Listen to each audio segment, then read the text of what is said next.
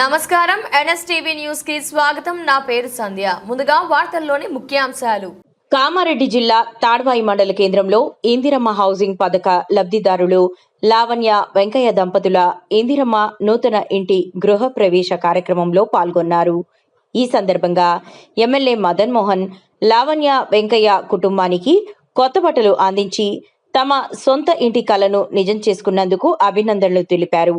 ఇందిరమ్మ ఇల్లు లబ్ధిదారులు లావణ్య వెంకయ్య దంపతులు మాట్లాడుతూ, మా జీవితకాల స్వప్నం సొంతింటి కలను నెరవేర్చిన ఎమ్మెల్యే మదన్ మోహన్ కి మనస్ఫూర్తిగా ధన్యవాదాలు తెలుపుకుంటున్నామన్నారు.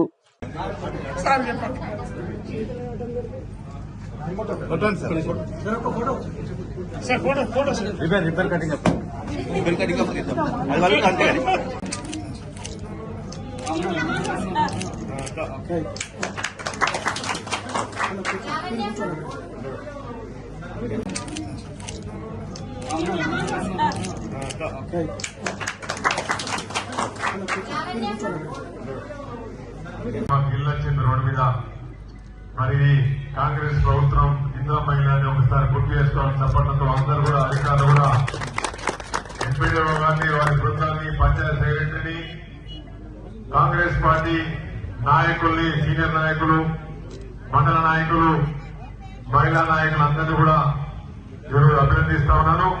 ఈ విధంగా తాడ్వాయి గ్రామంలో సుమారు 51 ఇళ్లు శాంక్షన్ అని 35 ఇళ్లు ఇలా ముగ్గు వేసి లేఅవుట్ చేసి కన్స్ట్రక్షన్ తయారైంది.